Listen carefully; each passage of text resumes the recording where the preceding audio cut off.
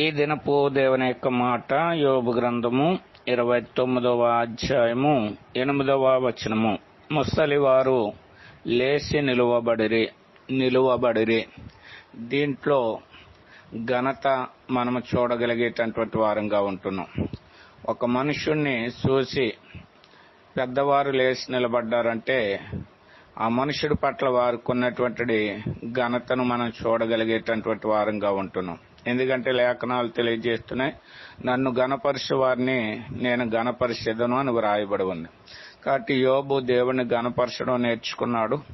అందరి ద్వారా యోబు ఘనపరచబడినట్లుగా మనం చూడగలుగుతున్నాం. యెహోవా యందు భయభక్తులే మనకు ఘనతను కలిగజేసేవిగా ఉన్నాయి.